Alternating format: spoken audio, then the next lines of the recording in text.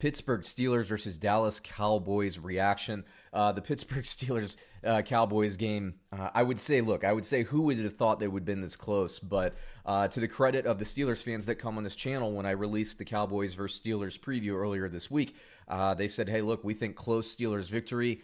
It wasn't going to be a runaway. I know that the Steelers don't always show up when they're on the road and knock the doors off of people, but man, this game was close. Shout out to Dallas. Their offensive line played better than they've played in the last 2 months, it seems. This defense, I didn't think that the offense was going to be able to do anything. And a real big credit, by the way, to a guy who I think is an unheralded guy. I hadn't heard of him, honestly, before watching the game. Mondo, there was a play in the fourth quarter where Tony Pollard was sitting there, nothing but space. Ezekiel Elliott probably makes the guy miss or runs through and gets a longer gain or something like that. Mondo stuffs the guy. And I think maybe if that wasn't the third down, there was a missed opportunity down later. Pittsburgh gets the ball back and they go on their scoring drive and they win. Another thing, towards the end of the game, couple things, right? Diontae Johnson, was he out of bounds? Was he not? I'm not sure that call would have been overturned had Dallas challenged.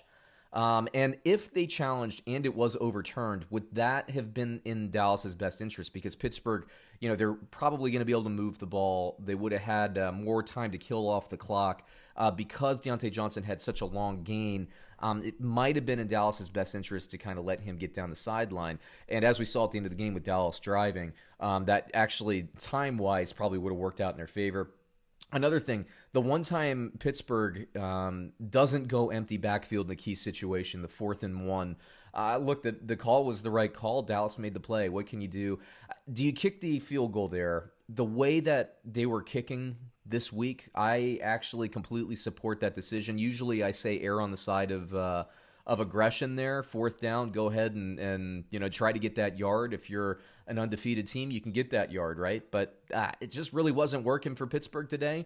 Kudos to Dallas. They played a great game. They were up for this game. They played hard. It was the best Dallas game I remember seeing in a long, long time. So, it's nice. I mean, they have weapons. Everybody in the fantasy football world, they forget, but they do have weapons. Let me talk about the Dallas Cowboys. Garret Gilbert goes 21 of 38 for 243 and a touchdown. I believe his first start, I'm guessing it is, against one of the best defenses in the NFL. He played really well. I was impressed. Tony Pollard, 9 carries for 57 yards. Zeke Elliott, 18 carries for 51 yards.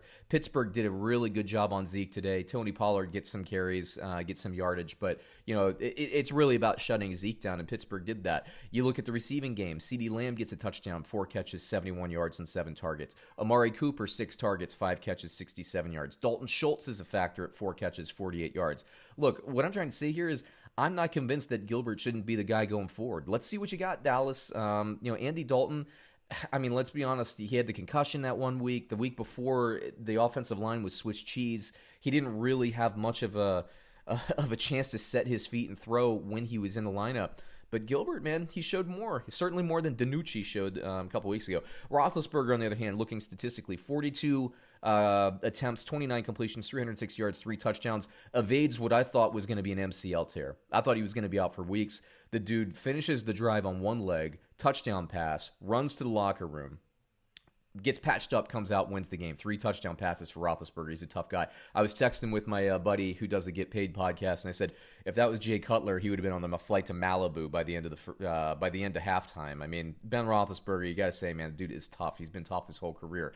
In the running game, James Conner, 9 carries, 22 yards. We know Dallas can stop the run. It's been about the pass, and it ended up biting them today. But again, this game was a lot closer than people thought. Not Pittsburgh fans. They were right about that. JuJu Smith-Schuster, 6 catches, 93 yards, and a touchdown on 7 targets. 6 catches on 7 targets.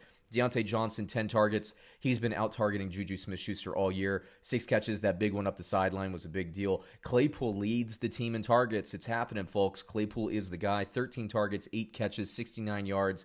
He did add a run or two. Kind of slid down on that 3rd down. You thought maybe if he dove forward, he could have gotten it, but he didn't want to run out of bounds, and so I'm not going to hit him too bad on that. James Washington gets in the end zone. Ebron gets in the end zone on that hurdle. I've seen, every time I looked up at the TV, one of the TVs today, I saw somebody hurdling. A lot of hurdling, but good job for Eric Ebron getting in the end zone. Pittsburgh Steelers get it done. I'm not going to freak out.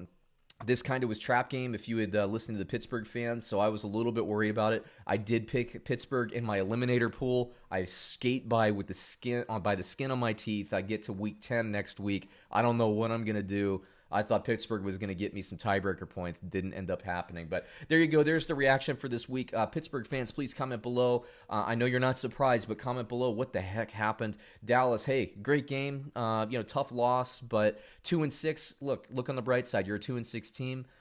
Yes, I know you're still technically competing for the awful division title, but Philly's going to end up running away with that division, so don't worry about that. You get a better draft pick position. That's always good. So Dallas, oh well, didn't quite pull it off. Pittsburgh, you are still undefeated. You survive. You will probably come out playing really well next week. This was your scare. So good things all around, I guess. But again, Steelers fans, Cowboys fans, comment below. We'd love to hear from you. We'll do another reaction soon. Thanks, everybody, for watching. We'll catch you again soon.